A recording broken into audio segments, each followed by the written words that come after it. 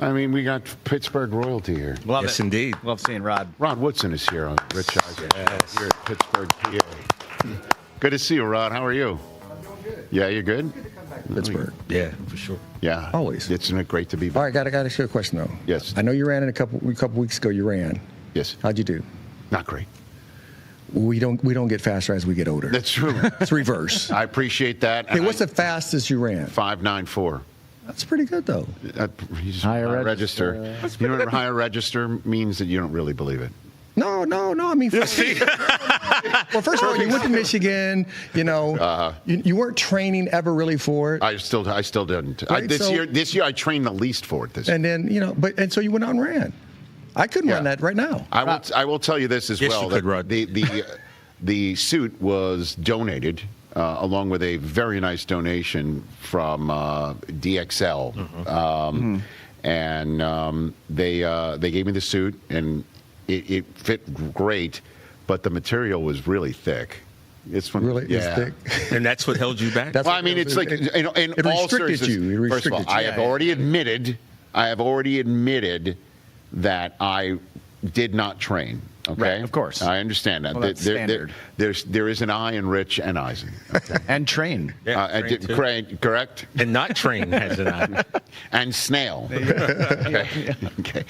But if you wear a jacket that is thick in material, it's like Kind of like a it's cape. like a parachute with a drag racer, and I'm the drag racer. You know what I mean?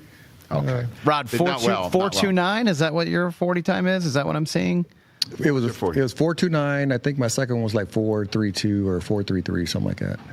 Damn, I'll never. But What is it like running that fast? What does it feel I didn't like? train for like these kids train. Like, before I was running track already, and they're like, I got a call and said, hey, you're going to go to the combine. I'm like, well, where is it? They're like, it's in Indy. I'm like, oh, really? I can just drive there. So I just drove from Purdue, went there for, I think we were there for 2.5 days. Yeah. Did the combine and drove back to school. And then the first thing you did, if I'm not mistaken, after you got drafted, was run track, right? Went to L.A., joined the L.A. track club. Yes. And my track coach got me down with a pretty good time in my hurdles. Right. I think I had the 4th fastest time in the world that year. And but I couldn't, if I signed my contract, which they had to hold out that year, right? Yes. So if I signed my contract, once I signed it, I couldn't become an amateur again because I'm a professional in another sport. Right. But I signed my contract eventually. I think it was October, 28th or something like that. Yeah. And I played like 5 games my rookie year. And Well, you were holding out, though, right? I was holding. Oh, I held out. And You held out on Chuck Noll. I remember right? holding out. And the Roonies. Yes, I held out, Yes. but they offered me a decent amount of money, right? The most that they've ever offered their first-round pick. And I remember telling them, I remember Jim Boston coming out to L.A. Yes. And we had dinner, and he was like, "Well, they're offering you the most that they ever offered their first-round pick." And Yes, Rod Woodson. I was like, "Well, Mr. Boston, with all due respect, you can tell him I never had money. I don't know what money feels like in my pocket, but tomorrow I will be in Nice, France." And I got on the plane the next morning and went to Nice, France. And I am so happy I made that decision because I had a ball being over there as a young player, just learning how to run track overseas. And it was gorgeous being there, and Spain and Morocco. And, Well, I know you went to Germany. Went to Germany. Because the reason why I know this is because early on, I've told this story before on the air, I'll tell it again. I think it was like year 2, year 3 of NFL Network. And they asked the two of us to go to NFL Films in New Jersey and call an NFL Europe game off of the television screen. I remember that. And we were sitting in that edit bay, right, getting set to call a football game nationally when it's being played overseas. And it was the Berlin Thunder. Was that the name of the team? The Berlin Thunder for the NFL Europe. Yeah, right. And they showed the shot of the Olympic Stadium in Berlin, and you're like, I've run track there. Yeah, Berlin Thunder. Yep. And I'm like, what? And you told the story of you holding out on the Pittsburgh Steelers after they drafted you, and part of the places that you went to go run was in that stadium. Yeah. Where Jesse Owens told the Nazis, not today, and you ran there, holding out on the Steelers. So did you tell Chuck Noll at some, what did he say to you when you finally got in there? I didn't tell Chuck Noll. Anything. To his face. Okay. I told Jim. Yeah. to tell Chuck. What about Mr. Rooney? Nope, I didn't talk to Mr. Rooney either. It was just Mr. Boston. Now this was Papa Rooney too, right? This is Papa. Yeah. Well, the chief was around. The chief. But he wasn't a day-to-day operator. Oh, of the team. It was already Dan. It was already Dan. Okay. So, I mean, I had the conversation with Dan. We talked, but my statement was to Mr. Ball. I don't know if I could have said that to Chuck Noll. I don't know if that would have came out to Chuck Noll. But since it was Mr. Boston who was representing them. Yes. And I was like, listen, I never had money in my pocket. I don't know what it feels like. I mean, I don't need the money right now. I'm going to go overseas and go run. And it was a great decision. I mean, 21-year-old kid from Fort Wayne, Indiana, going over there and went to all these different countries for free. And they paid me some little money for running track. I mean, it was a blast. Where were you on your draft night? I was in Fort Wayne, Indiana. No cell phones, right? So landlines, rotisserie phone. I mean, so it's like I think it was me, my mother, Dad, Eugene Parker, Demoff, and I think that was it. Outside of the, I think, local media. And everyone had to stay off the phone, right? Because everybody had to stay off the phone. There was no call waiting. And that's right. I mean, you get a busy signal, right? They got to try to call back, right? But I get a phone call. Yes. When the 9th pick was up. I get a phone call from the New Orleans Saints and said, if you're at 11, we're picking you.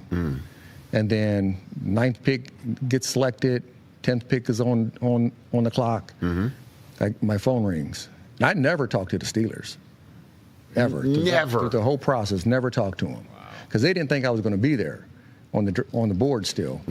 And it was, I can't remember exactly who made the phone call, but I did talk to Chuck, talk to Tony, and they're like, do you mind if we draft you? I'm like, what? Like, yeah. Like, I just want to get picked. Yes. So, I mean, obviously it was, for me, a great opportunity to come to a great franchise that had that standard as a standard, but then being around, John Stallworth was still on the team. Mike Webby was still on the team. Was Mel? No. He's gone?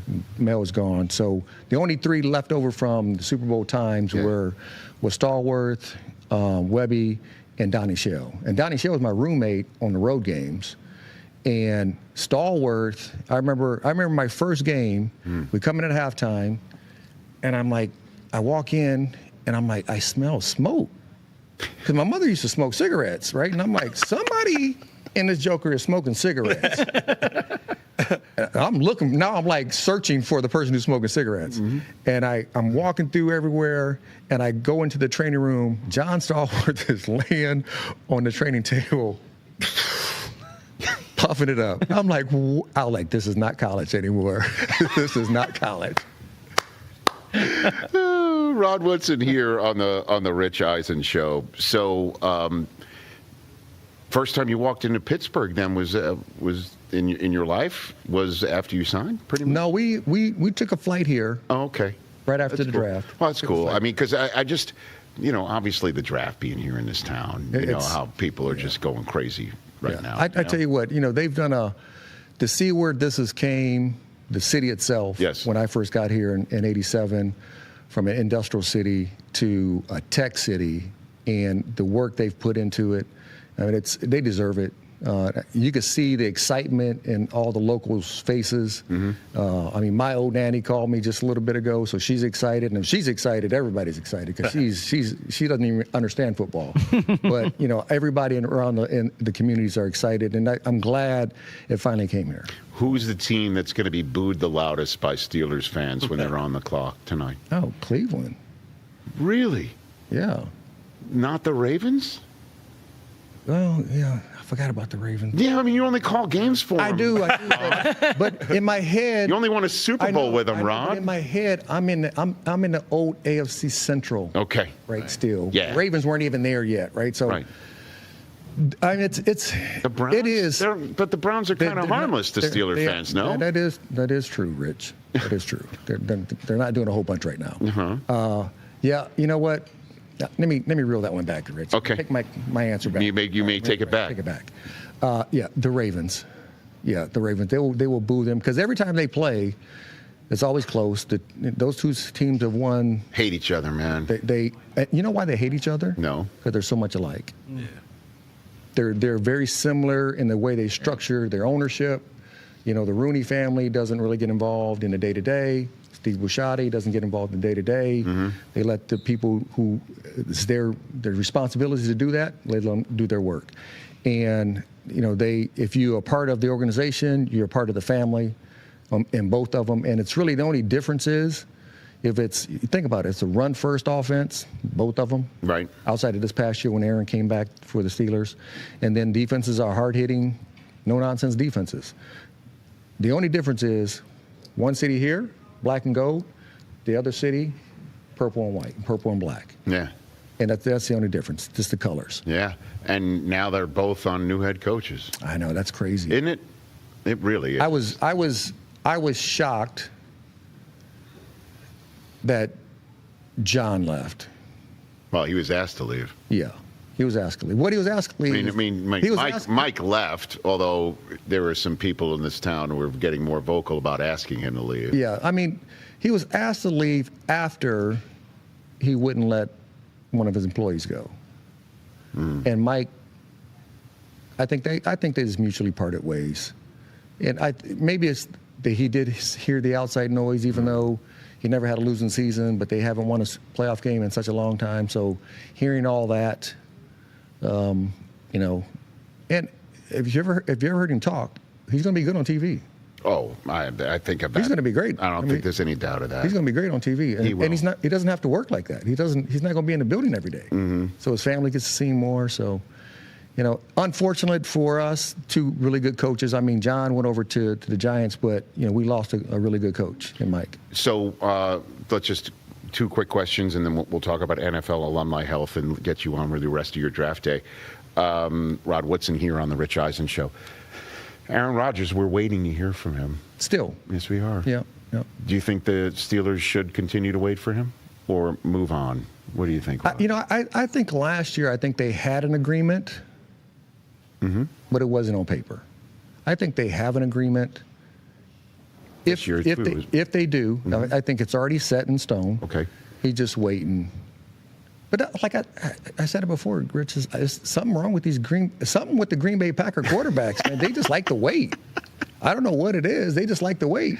Yeah, the 2037 Jordan Love is going to be great on the Jets until he isn't. That's right.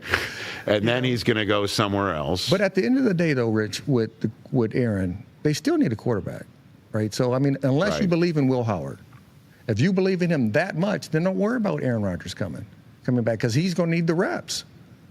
So let's get him started. If you really believe in him, then you should say, Aaron's not coming in. We're not worried about Aaron. Howard is our guy. But right now it's crickets. So we'll see. Yeah, it's crickets, but I'm with you. I think something's already been decided. We just, for whatever reason, Rodgers doesn't want to let the cat out of the bag. Yeah. And what's your first sense of the Ravens so far with Jesse Minter as the HC there, Rod? Well, I mean, it's going to be interesting to see the difference of how they use Lamar. Do they still structure him and put him in a system where his attributes come to the forefront, right? So he can run, he can get out of the pocket, he can make plays with his length. So is it going to be a run-first football team, or are we in 11 personnel all the time? Which, I know they lost two of their tight ends, so they got to get another tight end to fill that spot. Well, it could be Sadiq tonight, 14th overall. Yeah. That's beginning to be bandied about right now. So you can if you want Lamar to be in the 12 personnel, two tight ends, two receivers, and running back, then you need another stud at the tight end position. But if you're going to put him in a true West Coast and put him in 11 personnel and he's running read options and zone reads and RPOs, I mean, he can do it, yes, but Lamar likes to make plays. And that's the only thing that scares me with him being an 11 a whole bunch, because he might start getting taken off a little bit too much and starting to get hit again, and that's one thing you don't want to see. Don't you think, though, a guy who's a defensive head coach from the Harbaugh lineage coming to Baltimore with Derrick Henry on the team, that they're going to be. They're not changing. That leopard is not changing that spot, man. I would think most. Don't you think? Defensive coaches are a run first mentality. Yeah. But when you have Lamar, sometimes you get away. Sometimes you can get so enamored of what he can do, right? Throwing the football and running it on his own, that you lose sight of the bigger picture of still having Derrick Henry. Yeah, I know they lost Keaton Mitchell, but they got Hill still, so they got some weapons back there. Right. So I just think that making sure Lamar protects himself and let him be healthy throughout the whole year, if they can do that, a lot of good things can happen for him. What are you doing with the NFL Alumni Health, sir? What are you doing? So NFL Alumni Health has partnered with Tollo Health, and they've come up with a initiative called Health Lives Here. Mm-hmm. And you can go to healthliveshere.ai, and it's a great initiative for preventions, being basically proactive. And not just with our community from NFL, because we know that some of my contemporaries are starting to pass away. Yeah. We know some of the offensive and defensive linemen are bigger guys, and they need to lose weight. They have a product inside of that called Forset that can help you as you're losing weight, that you don't lose your muscle mass. And I mean, I think it's a great product. I think it's a great initiative, and not only being for prevention, but just being proactive on your health. As we get older, we want to live healthy. We want to be healthier, but you got to be active. You got to be proactive with it. You can't wait till the symptoms hit you and then try to react to it. Healthliveshere.ai to learn more about it. It's always great to see you. Oh, yeah, congratulations on Purdue winning the Big Ten championship tournament. I know, they won that, and then what happened? Well, there's another tournament that got played afterwards. This is just a way for him to gloat, Rod. Who won that? I don't know. There's no gloating. Stop watching. I don't know. I don't know who. Excuse me. Winning the Big Ten tournament is a big thing. No, you're. I just congratulated his Purdue Boilermakers for doing that. They beat Michigan. Backhanded. You know it's not backhanded. I'm just. He's a Purdue guy, and I figured I would give you your props. As he did it, he did it. He did it with his hand open to himself. So he did backhand me. No, I'm because we do give each other the business when it comes to Purdue and Michigan. Yeah. Listen. Yeah. I am so happy. Think about this. Okay. Big Ten. National champions in football. 3 years running. And basketball. That's correct. So what's the best conference there is in the country? SEC. Okay. Okay. What? Oh, there you go. See, that's why. And by the way, the only reason it's because his soon-to-be wife, who he's been with for a long time, is a big Georgia fan. So he's totally bought into that. Yeah. I have to hold the household line, right? Yeah. They got good athletes. You get it. Yeah. They just can't win. They can't win collectively. That's all. Well, not anymore. Yeah, not anymore. Not anymore, because it just means more in the Big Ten. Thanks for joining. Rich, thank you, sir. Hey, where are you watching the draft tonight? Are you making an announcement of pick? We doing anything? No. You're doing nothing? I'm not. I'm doing a couple other things before that, but I'm not. So you're not part of the Steelers contingent that's coming out with the commissioner tonight? No, wow. I'll just watch from afar. Okay. Well, I'll be thinking of you. Well, I appreciate it, sir. I love you, buddy. All right. That's Rod Woodson, Super Bowl champion, Pro Football Hall of Famer, courtesy of NFL Alumni Health. Hey, you made it all the way to the end. Thanks for that. Check us out every single day streaming live on Disney Plus and the ESPN app 12 to 3 Eastern.